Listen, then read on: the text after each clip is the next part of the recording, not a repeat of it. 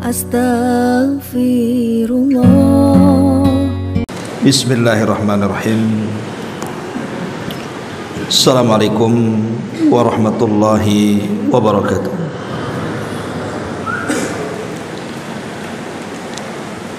Alhamdulillah wassalatu wassalamu ala Rasulillah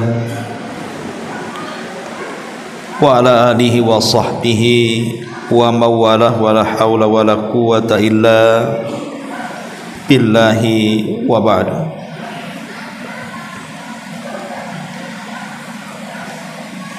Alhamdulillah, di malam hari ini kembali kita bisa duduk bermajlis ilmu di Masjid Nurul Hidayah. Salawat dan kita hadiahkan kepada Rasul kita Nabi besar Muhammad sallallahu alaihi wasallam. Dan kita masuk pada bab ke-42, bab qaulillahi ta'ala fala taj'alu lillahi andadan wa antum ta'lamun. Bab firman Allah subhanahu wa ta'ala, maka janganlah kamu membuat sekutu untuk Allah, padahal kamu mengetahui bahwa Dia Allah subhanahu wa ta'ala adalah zat yang Maha Esa. Kemudian Abdullah ibn Abbas radhiyallahu anhuma memberikan catatan kepada ayat ini. Qala Ibnu Abbasin fil ayah, al-andadu huwa syirku akhfa min dabibin namli ala safati sauda fi dhulmatil layli wa huwa an taqula wallahi wa hayati ya fulan wa hayati wa taqulu laula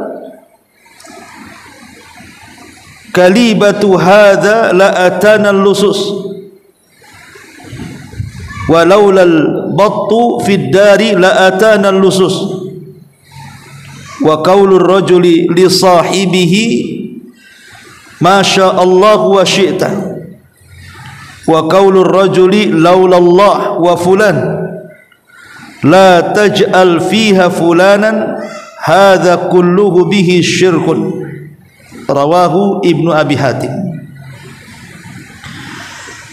Berkata Abdullah ibn Abbas radhiyallahu anhuma dalam mentafsirkan ayat tersebut mengatakan, yang dimaksud al-andad, membuat sekutu untuk Allah, adalah perbuatan syirik,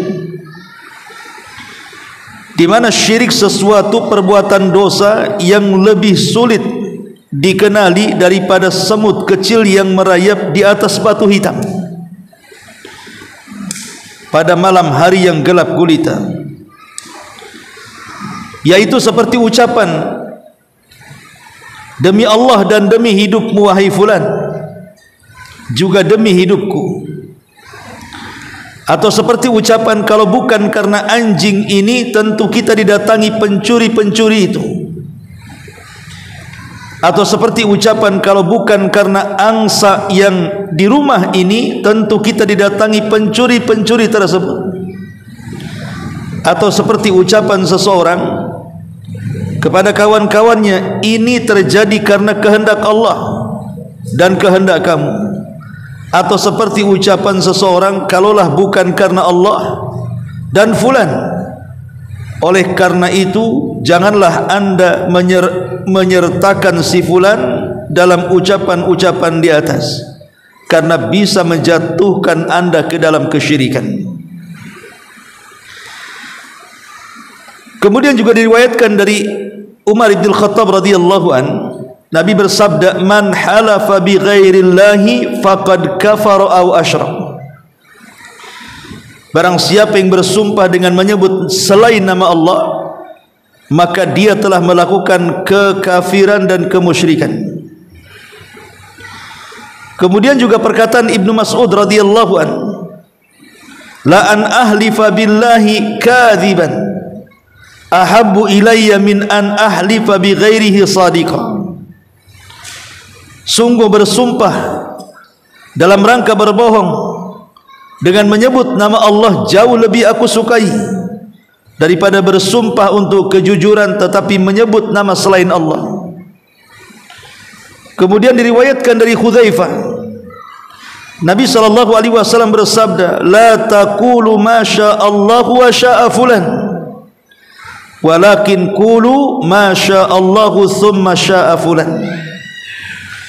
Janganlah kalian mengatakan atas kehendak Allah dan juga kehendak si fulan, tetapi katakanlah atas kehendak Allah kemudian atas kehendak si fulan. Hadis ini dikeluarkan Abi Dawud dengan sanad yang baik. Wajaan Ibrahim An-Nakhai, dan juga dari Ibrahim An-Nakhai, annahu yakrahu an yaqula a'udzu billahi wa bika, wa yajuz an yaqula billahi thumma bika. Qala wa yaqul laula Allah thumma fulan, wa la taqulu laula Allah wa fulan. Diriwayatkan dari Ibrahim An-Nakhai bahwa ia melarang ucapan seseorang, aku berlindung kepada Allah dan kepadamu, tetapi ia memperbolehkan ucapan aku berlindung kepada Allah kemudian kepada kamu, serta ucapan kalau bukan karena Allah kemudian karena si fulan, dan ia tidak memperbolehkan ucapan kalau bukan karena Allah dan karena si fulan. Inilah matan daripada bab fala taj'alu lillahi andadan wa antum ta'lam. Baik, kita akan jelaskan apa yang dikehendaki oleh pengarang di sini. Ma'asyiral muslimin wal muslimat rahimakumullah. Di sini pengarang ingin menjelaskan kepada tentang bahayanya kesyirikan, baik itu syirkul akbar ataupun syirkul akbar, baik syirik kecil ataupun syirik besar. Maka Nabi SAW sangat melarang perbuatan kesyirikan. Tentu ada alasannya. Kenapa kemudian kesyirikan itu dilarang dalam Islam? Bahkan dikategorikan dosa yang sangat besar. Bahkan sekecil-kecilnya dosa syirik, tetap dosanya lebih besar dibandingkan dosa besar. Jadi kalau orang melakukan dosa syirik walaupun kecil, lebih besar dosanya dibandingkan zina, dibandingkan khamr, dibandingkan judi, dibandingkan membunuh, dan begitu seterusnya. Itu sekecil-kecilnya kesyirikan. Bagaimana mungkin kemudian syirik yang lebih besar dibandingkan itu? Tentu lebih jauh lagi dosa yang akan diterimanya. Makanya para ulama mengatakan banyak kerusakan dan madarat yang akan ditimbulkan bagi orang-orang yang melakukan kesyirikan. Satu, syirik ini adalah mahanatul lil insan. Manusia merendahkan diri. Jadi para pelaku syirik ini, dia sedang menghinakan dirinya. Allah Subhanahu wa taala sudah memuliakan, walaqad karramna bani Adam, kami sudah muliakan anak Adam, tapi karena dia berlaku syirik, hakikatnya dia telah menghinakan dirinya sendiri. Kenapa? Karena dia tunduk kepada yang sesama makhluk dengan dia. Tunduk itu harusnya kepada Allah, bukan kepada makhluk. Makanya menundukkan diri kepada makhluk Allah itu sebenarnya kehinaan. Maka syirik itu hakikatnya membawa kehinaan kepada manusia. Kemudian yang kedua, syirik ini akan mencuci otak manusia dengan perkara-perkara kebatilan dan khurafat. Karena biasanya orang yang melakukan kesyirikan itu kepalanya penuh dengan cerita-cerita khurafat. Menghayal ingin kaya, menghayal ingin sukses, menghayal ingin naik jabatan, dan begitu seterusnya. Kemudian datang ke dukun-dukun, ke paranormal, percaya dengan tangkal-tangkal, dan begitu seterusnya. Kenapa mereka melakukan seperti itu? Karena kepalanya penuh dengan khurafat. Kemudian yang ketiga, syirik ini adalah seagung-agungnya atau sebesar-besarnya kezaliman. Sebagaimana perkataan Luqmanul Hakim, inna syirka la zulmun azim. Syirik ini adalah kezaliman yang nyata, bahkan sezalim-zalimnya kezaliman, dan Allah tidak suka dengan kezaliman. Kemudian yang keempat, syirik ini adalah sumber malapetaka, sumber perasaan takut yang mendalam kepada para pemiliknya. Karena orang yang menyekutukan Allah itu sebenarnya dia tidak yakin juga dengan sesembahan yang disembahnya. Apalagi kalau seandainya tangkal dan jimat yang selama ini diandalkannya tiba-tiba tidak berfungsi, mulai dia ketakutan. Jangan-jangan dukunnya cabul, jangan-jangan dukunnya dusta, jangan-jangan dukunnya palsu. Mulai dia ketakutan di situ. Karena dia bergantung kepada makhluk yang lemah, yang tidak memiliki kekuatan. Kemudian yang kelima, syirik ini membatalkan banyak amal saleh yang sudah kita kerjakan. Kalau seandainya manusia hidup dari mulai lahir sampai mati tidak pernah bermaksiat kepada Allah, dia habiskan malamnya dengan qiyamul lail, dia habiskan siangnya dengan siyamun nahar, dia habiskan hartanya disedekahkan, tapi sebelum kematiannya satu kali menyekutukan Allah subhanahu wa ta'ala, maka amalan yang selama ini sudah dikumpul-kumpul dan ditumpuk-tumpuknya percuma, karena satu kesyirikan mampu membatalkan semua amalan. Allah mengatakan, la in asyrakta la yahbatanna amaluka wa la takunanna minal khasirin. Kalau engkau melakukan kesyirikan wahai Muhammad, maka akan batal seluruh amal. Kalau saja setaraf Nabi SAW saja melakukan kesyirikan bisa batal amalnya, macam mana pula kita yang bukan Nabi? Kalau seorang Nabi melakukan kesyirikan, percuma kenabiannya, lalu kita ini siapa? Maka ingat bahwa kesyirikan ini bisa menghapuskan amal-amal saleh. Maka takutlah dengan kesyirikan. Kemudian yang keenam, syirik ini sababul khulud fin nari jahannam. Syirik ini menyebabkan pelakunya di dunia keluar daripada Islam, dan di akhirat masuk neraka dan tidak akan pernah keluar. Karena para pelaku syirik ini akan dikekalkan di dalamnya selama-lamanya. Dan lebih daripada itu, kesyirikan ini bisa memecah belah umat. Wala takunu minal musyrikin minal ladina farraqu dinahum wa kanu syi'an kullu hizbin bima ladaihim farihun. Dalam surah Rum 31 Allah mengatakan, janganlah kalian seperti orang-orang musyrik, orang-orang yang memecah belah agama mereka, dan mereka terbagi menjadi beberapa kelompok, di mana masing-masing kelompok berbangga dengan kelompoknya. Maka syirik ini bisa memecah belah umat. Dan banyak lagi bahaya-bahaya yang akan ditimbulkan dari kesyirikan di sini. Lah pengarang di sini memulakan babnya dengan menyebutkan bab firman Allah Subhanahu wa taala, "Fala taj'alu lillahi andadan." Janganlah kalian menjadikan Allah Subhanahu wa taala tandingan-tandingan selain daripada Allah, padahal kalian tahu bahwa Allah itu zat yang Maha Esa. Lah Abdullah bin Abbas radhiyallahu anhu memahami ayat ini bahwa yang dimaksud andad di sini artinya kesyirikan yang samar. Kesyirikan yang diibaratkan seolah-olah langkah semut yang melangkah di batu yang sangat licin dan berwarna hitam, kemudian di kegelapan malam. Kira-kira semutnya tampak tidak? Semutnya hitam, batunya hitam, di kegelapan malam, apa yang ditampak coba di situ? Artinya di sini Abdullah bin Abbas ingin mengatakan bahwa ada kesyirikan itu yang lebih halus dibandingkan semut yang merayap di batu hitam di kegelapan malam itu.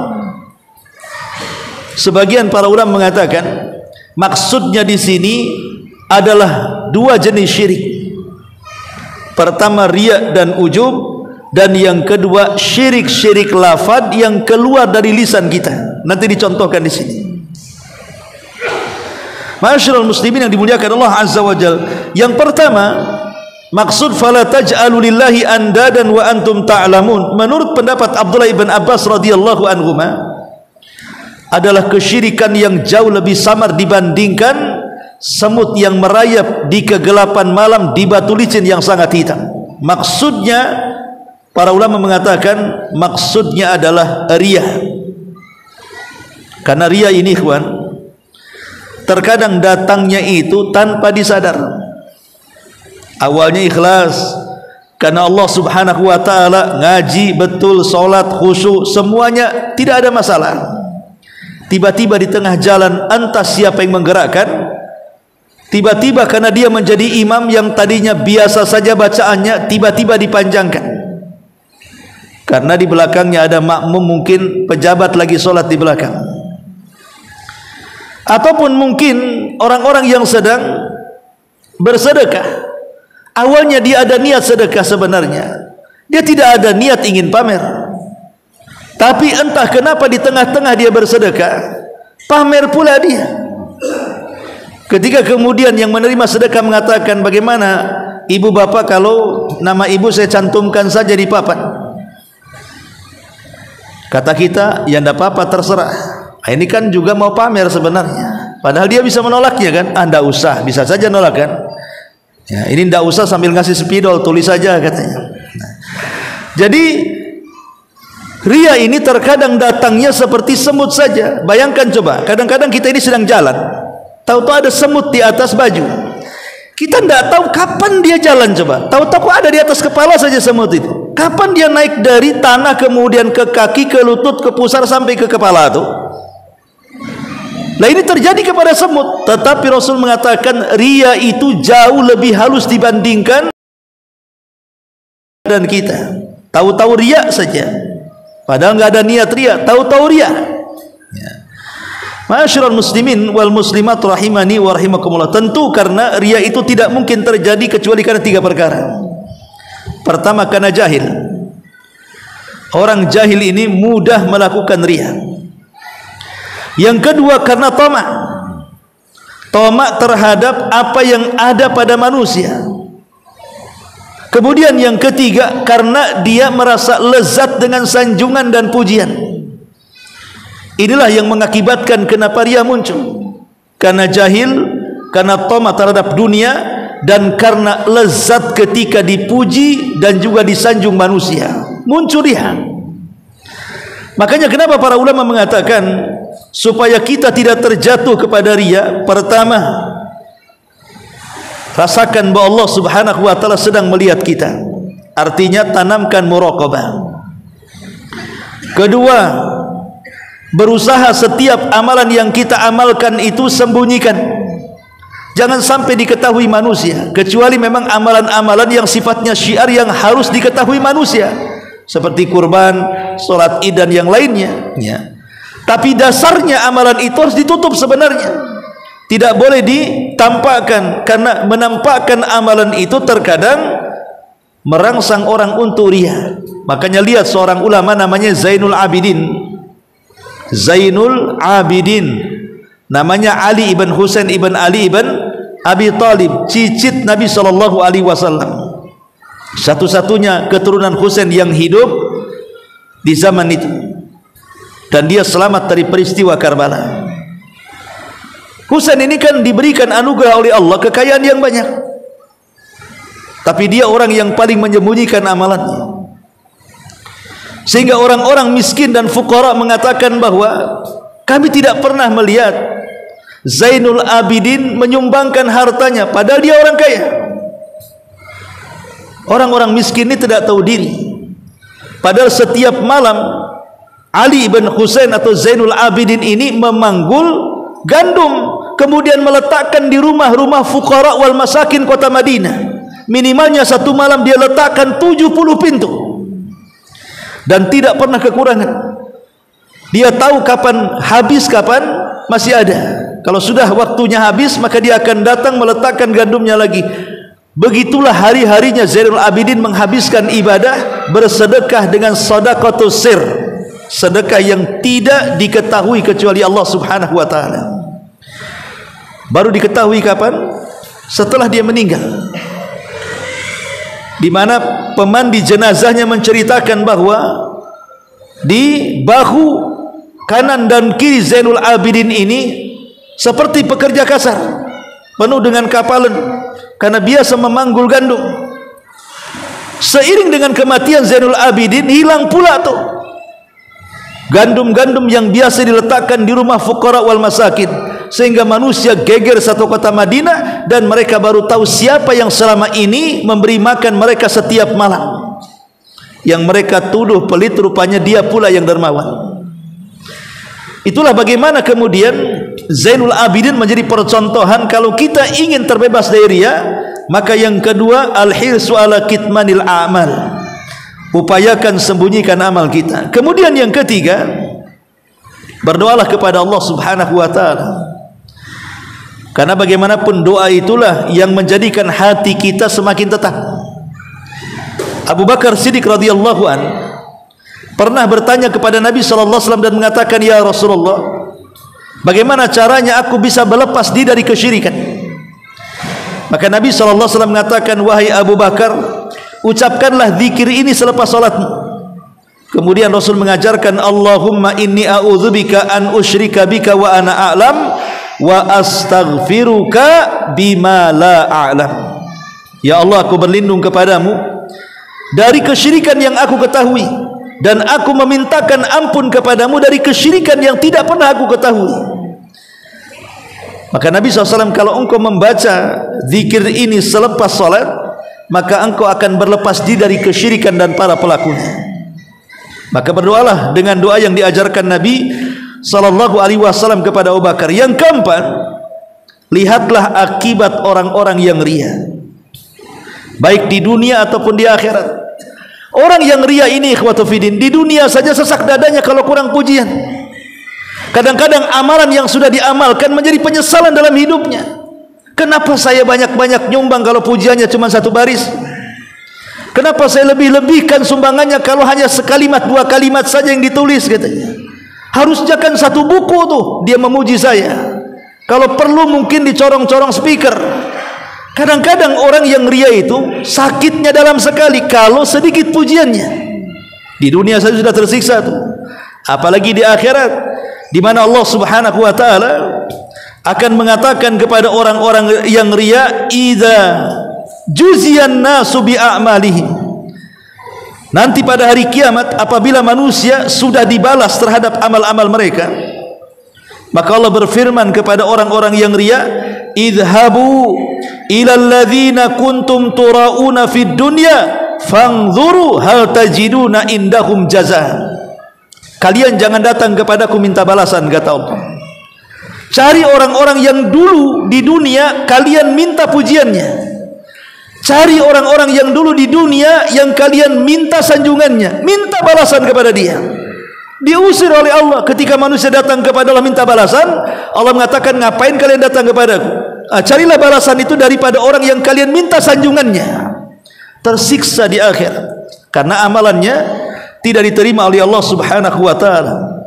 Dan yang terakhir, menghindari riya adalah berusaha untuk berijtihad, menambatkan selalu hati kepada Allah Subhanahu wa ta'ala, dan bermujahadah. Setiap kali ada rasa riya, balikan lagi ke ikhlas. Setiap kali muncul riya, balikan lagi ke ikhlas. Seperti antum salat, Allahu Akbar, ikhlas. Di tengah-tengah riya, balikan lagi ke ikhlas sampai salam, supaya salatnya diterima Allah Subhanahu wa ta'ala. Ma'asyiral muslimin yang dimuliakan Allah Azza wa Jalla, ini yang pertama, penafsiran fala taj'alu lillahi andadan wa antum ta'lamun. Kata Abdullah ibn Abbas, maksudnya adalah syirik yang lebih halus dibandingkan semut yang merayap di batu hitam di kegelapan malam. Maksudnya adalah bahaya riya. Yang kedua, bahwa yang dimaksud perkataan fala taj'alu lillahi andadan wa antum ta'lamun adalah kesyirikan yang sangat halus, di mana manusia tidak menyadarinya, adalah syirik yang berkenaan dengan lafaz. Terkadang kita ini mengucapkan kalimat-kalimat tidak sadar rupanya kalimat yang kita ucapkan itu ada kesyirikan di situ. Walaupun sekali lagi mungkin tidak sampai syirkul akbar yang mengeluarkan pelakunya dari Islam, tapi minimalnya jatuh kepada syirkul asghar, dan sekecil-kecilnya syirkul asghar dosanya lebih besar dibandingkan zina, membunuh, berzina dan begitu seterusnya. Dan itu tidak disadari, terlontar begitu saja. Seperti apa contohnya? Di sini contohkan beberapa kalimat. Seperti seseorang mengatakan wallahi wa hayati, demi Allah dan demi hidup, bahkan demi hidupku. Kalimat ini tidak boleh diucapkan karena menggandengkan sumpah dengan kalimat waw, artinya menyamakan sumpah Allah dengan sumpah makhluknya. Demi Allah dan demi dirimu dan demi kehidupan. Kalimat-kalimat ini adalah termasuk bagian daripada syirkul asghar, syirik kecil. Atau contoh yang lain, kalau bukan karena anjing tetangga ribut, tentu pencuri-pencuri itu akan masuk ke rumahnya. Nasib baik ada anjing dia yang menyelamatkan rumah saya. Bayangkan, yang menyelamatkan rumah dia Allah, tapi kemudian disandarkan kepada anjing. Apa tidak kufur nikmat dia? Anjing bisa apa emangnya? Atau kalau bukan karena teriak-teriak angsa itu, yang ribut-ribut itu, tentu pencuri ini akan masuk sembarangan ke rumah. Apa urusan angsa dengan pencuri? Ingat bahwa angsa itu bisa bicara, sehingga dia bersuara. Siapa yang membuat suara angsa? Allah. Siapa yang membuat dia bersuara? Allah. Sehingga kemudian maling ini tidak berani karena takut ada orang, sehingga Allah lindungi. Semua tidak lepas dari Allah. Kenapa pula kemudian didasarkan kepada angsa? Ini kesyirikan namanya, walaupun syirkul. Ataupun mengatakan Masya Allah wa syi'ta, kalau bukan karena kamu tentu saya tidak akan sukses. Kalau bukan karena kamu, kalau bukan karena Allah dan kamu, ini juga tidak boleh. Tapi katakanlah kalau bukan karena Allah kemudian kamu. Pakai kemudian, jangan pakai dan. Karena dan itu mensejajarkan. Kalau kemudian itu tidak mensejajarkan. Makanya para ulama membolehkan mengganti kalimat waw dengan summa, kalimat dan kemudian. Maka dibolehkan kalau bukan karena Allah kemudian kamu. Jangan katakan kalau bukan karena Allah dan kamu, itu kesyirikan. Apalagi Allah ditiadakan, langsung dikatakan kalau bukan karena kamu. Ini lebih kurang ajar lagi ya. Maka, dan itu di masyarakat banyak yang seperti itu. Ada orang-orang yang sok-sokan kan begitu. Kalau bukan karena saya, nah itu selalu tuh kita dengar kan. Kalau bukan karena saya, kau tidak akan jadi pejabat. Kalau bukan karena saya, kau tidak akan sukses. Kalau bukan karena saya, kau akan begini, begitu, begini, dan macam-macam. Untung ada kamu. Kalau bukan karena kamu.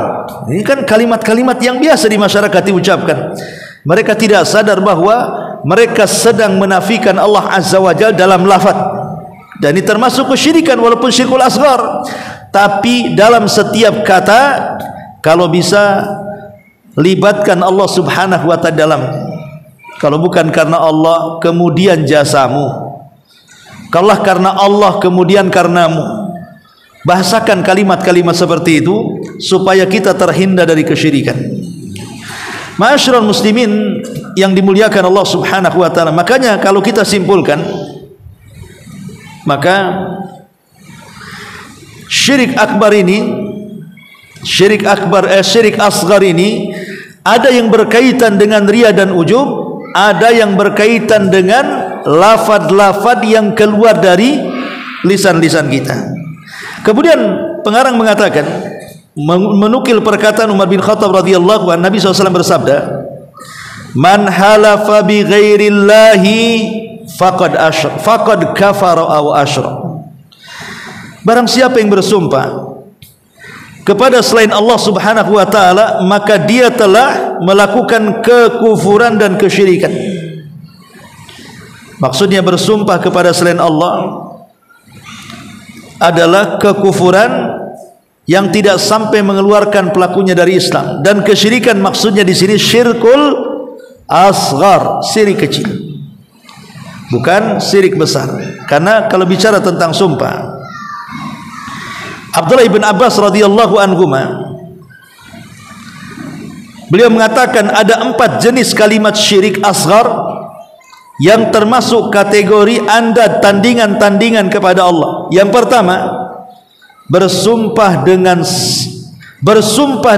selain Allah, bersumpah dengan selain nama Allah Subhanahu wa taala, sebagaimana yang dicontohkan, demi hidupku, demi cintaku padamu, demi lautan, demi gunung, demi apalah, pokoknya demi itu. Harusnya kan demi Allah. Kenapa kemudian dia diberikan kepada makhluk? Demi hidupmu, demi hidupku, demi gunung, demi bumi, demi langit, demi apa kan? Maka kalau dia menyebut nama selain Allah, dipastikan kesyirikannya, tetapi syirkul asghar. Yang kedua, menggandengkan sumpah terhadap Allah dengan makhluknya. Dia masih tetap bersumpah dengan Allah, tapi digandengkan dengan sumpah yang lainnya. Wallahi, demi Allah, dan demi hidupmu, dan demi hidupku. Nah, itu kan menggandengkan namanya. Sudah bersumpah atas nama Allah, digandengkan pula dengan sumpah kepada selain Allah. Ini juga syirkul asghar. Kemudian yang ketiga, menyandarkan nikmat kepada selain Allah. Contohnya adalah kalau bukan karena anjing tetangga, kalau bukan karena angsa tetangga, kalau bukan karena sirine tetangga, dan begitu seterusnya, tentu rumah saya kebakaran, rumah saya kemalingan, rumah saya kerampokan, dan begitu seterusnya. Maka sebenarnya hakikatnya dia telah kufur nikmat. Kenapa? Karena menyandarkan nikmat kepada selain Allah, seolah-olah anjing itulah yang menyelamatkan dia, seolah-olah angsa itulah yang menyelamatkan dia, seolah-olah sirina itu yang menyelamatkan dia. Itu namanya kufur nikmat. Ya. Dan contoh sekali yang banyak di masyarakat, umpamanya kita naik sepeda motor nih, boncengan, tiba-tiba dari depan ada kontainer. Karena kelihaian nih si sopir nih yang di depan, piawai dia pakai motor, akhirnya bisa menghindar. Pada secara logika kena tabrak kontainer, tapi dia bisa menghindar dan selamat. Kata yang dibonceng, untung Pak sopir memang lihai, makanya kita selamat. Tidak boleh kalimat ini. Kenapa? Seolah-olah selamat itu ditentukan karena si sopir tadi. Itu kufur nikmat namanya. Anda selamat bukan karena si sopir. Yang menyelamatkan Anda itu Allah Subhanahu wa taala. Sopir itu sebab saja. Makanya kalimatnya jangan seperti itu. Untunglah sopirnya bagus, untunglah kemudian sopirnya lihai. Mungkin dia sudah pakai SIM, mungkin kalau nggak pakai SIM tak pandai dia. Jadi kalimat-kalimat seperti hindari. Lalu yang benar seperti apa? Kita katakan kalau bukan karena Allah, kemudian Pak sopir. Nah, begitu. Inilah kalimat tauhid. Dibiasakan kalimat seperti itu. Jangan kufur nikmat. Allah yang kasih nikmat tiba-tiba dinasabkan kepada si sopir. Enak kali si sopir itu. Nah, ini juga diantara kufur nikmat yang mendatangkan kepada syirkul asghar. Kemudian yang keempat, menyandarkan kehendak Allah kepada kehendak selain Allah Subhanahu wa taala. Menyandarkan kehendak Allah kepada kehendak selain Allah. Contoh, ini terjadi atas kehendak Allah dan kehendak kamu. Kalau bukan karena kamu, tentu saya tidak sukses. Kalau bukan karena saya, tentu engkau akan menggelandang di jalanan. Ini namanya apa? Menyandarkan kehendak Allah kepada kehendak kita. Syirik, nggak boleh. Ya. Soal dia sukses dengan modal kita, betapa banyak orang yang dikasih modal banyak tidak sukses. Bahkan dikasih fasilitas, dikasih ruko, dikasih modal, dikasih ini, dikasih pandangan macam-macam, tahu-tahu tidak sukses juga. Berarti kesuksesan itu bukan karena kita yang ngasih modal, Allah yang membuat orang itu sukses. Karena Allah Subhanahu wa taala, "Qulillah malikal mulki tu'til mulka man tasha wa tunzi'ul mulka mimman tasha." Allah lah yang kemudian meletakkan orang jadi raja, mencabut orang dari raja, meletakkan orang jadi pengusaha, mencabut orang dari pengusaha, meletakkan orang jadi kaya, mencabut orang jadi miskin. Itu kehendak Allah. Kenapa kemudian dia mengatakan kalau bukan karena saya aku tidak akan sukses? Sukses itu datang dari Allah. Kita ini sebab. Karena banyak juga orang yang kasih modal tidak sukses. Maka dari sini kita tahu bahwa jangan menyandarkan kehendak yang harusnya kehendak Allah disandarkan pula kepada kehendak kita, kehendak makhluknya. Ingat, kehendak kita itu di bawah kehendak Allah Subhanahu wa taala. Maka jangan kita katakan seperti itu. Ibn Abbas 4 perkara yang jatuh kepada kesyirikan dari syirkul alfad, dari syirik yang dilafadkan. Kemudian Abdullah ibn Mas'ud radhiyallahu anhu mengatakan di sini, berkata pengarang, la an akhlifa billahi kadiban ahabbu ilayya min an ahlifa bi ghairihi sadiqa. Kalaulah aku bersumpah atas nama Allah tapi untuk berdusta, jauh aku sukai dibandingkan aku bersumpah atas nama selain Allah tapi untuk sebuah kejujuran. Kenapa demikian? Karena dosa dusta di bawah dosa syirik. Kalau dia seandainya bersumpah karena Allah, namanya Anda seorang penjual, pedagang, demi Allah, jelas demi Allahnya, ini bahan dari sana nggak dapat, padahal dapat. Ini harganya nggak segitu, padahal segitu. Dia kan berdusta namanya kan. Tapi sumpahnya benar. Dia mengatakan wallahi demi Allah. Yang satunya dia mengatakan demi langit dan bumi, demi siap saya kena petir. Ini dari sana nggak dapat, memang nggak dapat, jujur dia. Tapi nama sumpahnya kenapa bawa petir, coba bayangkan. Kenapa bawa langit dan bumi? Berarti yang kedua ini walaupun dia jujur, tapi dia terjerumus kepada syirkul asghar, syirik kecil, bersumpah kepada selain Allah. Yang pertama, dia dusta, tapi dia tidak melakukan kesyirikan, dan dusta itu hanya dosa besar saja. Dan syirik kecil dosanya jauh lebih besar dibandingkan dosa besar biasa. Makanya Abdullah ibn Mas'ud mengatakan, kalau saya bersumpah atas nama Allah untuk kedustaan, jauh lebih aku sukai dibandingkan aku bersumpah kepada selain Allah untuk kejujuran. Dari sini kita tahu bagaimana pandangan salaf, pandangan para sahabat tentang kesyirikan. Bagaimana mereka itu takutnya dengan kesyirikan kepada Allah Subhanahu wa taala. Kemudian juga muallif membawakan asar daripada Hudzaifah radhiyallahu anhu. An Hudzaifah radhiyallahu anhu anin Nabi sallallahu alaihi wasallam qala. Dari Hudzaifah dari Nabi SAW dia berkata, la taqulu ma syaa Allah wa syaa fulan, walakin qulu ma syaa Allah thumma syaa fulan. Janganlah kalian katakan atas kehendak Allah dan kehendak fulan, tapi katakanlah atas kehendak Allah kemudian kehendak fulan. Inilah yang membedakan kalimat tauhid dan kalimat syirik. Bedanya di kemudian dan. Kalau pakai dan syirik, kalau pakai pengemudian tauhid. Milih yang mana? Ini dari Hudzaifah bin Yaman. Kemudian yang terakhir, waja'an Ibrahim An-Nakhai, dan juga disebutkan dari Ibrahim An-Nakhai, annahu yakrahu an yaqul a'udzu billahi wa bik. Dia sangat membenci kalau ada orang mengatakan aku berlindung kepada Allah dan berlindung juga dari kamu, katanya.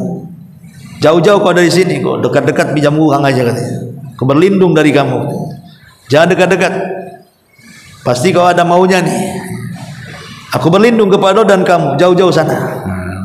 Kalimat seperti ini tidak boleh, sangat dibenci oleh Ibrahim An-Nakhai. Tapi boleh kita katakan aku berlindung kepada Allah kemudian kepadamu, minggir sana, jangan dekat-dekat ya.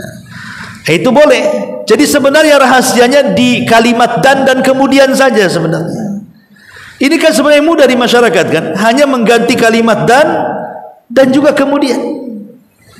Kalau ada orang yang mengatakan ini kan hanya ucapan saja, toh juga orang yang mengucapkannya tidak bermaksud seperti itu. Tidak. Ada satu hadis Nabi SAW mengatakan, wa innal abda la yatakallamu bil kalimati la yulqi laha balan yahwi sahibuha fi nari jahannam ab'ad ma bainal masyriq wal maghrib. Kata Nabi SAW, ada seorang hamba itu mengucapkan satu kalimat. Lihat bahasa Rasul, satu kalimat, bukan banyak kalimat, cukup satu kalimat saja. Tapi rupanya satu kalimat ini mengandung kemurkaan Allah. Dia ucapkan tanpa sadar, cukup memasukkan ia ke dalam jahanam yang dalamnya lebih dalam dibandingkan jarak antara timur dan barat. Lihat bagaimana orang ini nggak sadar, kayak orang latah atau mengucapkan sesuatu, kan nggak sadar orang latah itu. Umpamanya dia kesenggol kakinya, kemudian kaget, kemudian dia mengeluarkan kata-kata yang biasa diucapkan gitu ya, beberapa kalimat. Kalau kalimat ini walaupun latah diucapkan tapi mengandung kemurkaan Allah, cukup memasukkan dia ke dalam jahanam.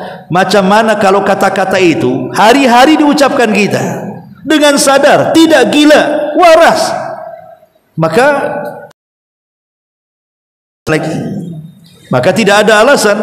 Sebaiknya seorang muslim itu harus menjaga lisannya kepada Allah dan juga menjaga lisannya kepada manusia. Adapun perbedaan antara syirkul akbar dan syirik asghar ini, pertama, syirik akbar ini tidak akan diampuni kecuali dengan taubat. Adapun syirik asghar maka diperselisihkan para ulama, dikembalikan kepada kehendak Allah. Kalau Allah mau Allah ampuni, kalau Allah mau Allah tidak akan ampuni, dibersihkan dulu dosanya baru dimasukkan ke dalam surga, tapi tidak dikekalkan di neraka. Menghancurkan semua amal. Tapi syirik kecil ini menghancurkan amalan tertentu saja yang ditempelinya. Seperti satu hari sholat 5 waktu yang riya subuh saja, ya subuh saja nggak diterima. Zuhur, asar, maghrib, isya diterima karena ikhlas. Nah, contohnya seperti itu. Kemudian yang ketiga, bahwa syirik akbar ini bisa mengeluarkan dari agama Islam, sementara syirik kecil ini tidak mengeluarkan pelakunya dari Islam. Artinya kalau syirik besar ini berarti apa? Tidak boleh menikah dengan dia, tidak boleh memakan sembelihannya dari dia, bahkan tidak boleh mendapatkan warisannya. Kalau mati dia tidak boleh disolatkan, tidak boleh dikafankan, tidak boleh dikuburkan di kuburan kaum muslimin. Layaknya dia orang kafir, dia bukan bagian dari kita, campakkan ke kuburan yang lainnya. Itu kalau syirik besar. Tapi kalau syirik kecil masih muslim, masih boleh nikah dengan dia, masih bisa memakan sembelihannya, masih juga bisa mendapatkan warisnya, kalau mati masih disalatkan dan begitu seterusnya. Kemudian yang keempat, syirik besar kalau masuk neraka dipastikan dia kekal dan tidak akan pernah keluar. Tapi kalau syirik kecil tidak dikekalkan dan akan memungkinkan keluar. Dan yang terakhir, syirik besar menghalalkan jiwa dan harta untuk diambil. Tapi syirik kecil tidak. Tetap terjaga hartanya, terjaga darahnya, dan tetap dilindungi dalam naungan Islam. Itulah perbedaan antara syirkul akbar dan syirkul asghar. Adapun syirkul akbar jelaslah kan, tidak perlu dijelaskan, artinya perkara-perkaranya sudah jelas, seperti menyembelih kepada kuburan, pada selain Allah, bernazar kepada selain Allah, isti'adzah kepada jin seperti yang dilakukan dukun-dukun, kemudian berdoa kepada selain Allah, minta ke kuburan, minta ke tempat-tempat keramat, minta ke pohon-pohon yang dikeramatkan, atau tempat-tempat atau kawah-kawah, gunung-gunung dan lain sebagainya. Atau seseorang berkeyakinan tentang hujan itu betul-betul datang karena bintang fulan, bintang ini dan itu. Dia tidak pernah menyandarkan kepada Allah Subhanahu wa taala, dan banyak lagi, baik dalam rububiyah, baik dalam uluhiyah, baik dalam bab asma dan juga sifat. Syirkul akbar ini selalu ada di dalamnya. Maka hati-hati dari kesyirikan, karena bagaimanapun dosa syirik dosa yang tidak akan terampuni selamanya. Makanya Allah di sini mengatakan, fala taj'alu lillahi andadan wa antum ta'lam. Jangan jadikan Allah tandingan kepada selain Allah, padahal kalian tahu bahwa Dia adalah zat yang Maha Esa. Wallahu alam. Sekira sudah Isya, kita tutup dengan doa kafaratul majlis. Subhanaka bihamdika asyhadu an la ilaha illa anta astaghfiruka wa atubu ilaik. Allahu ta'ala alam. Assalamualaikum warahmatullahi wabarakatuh.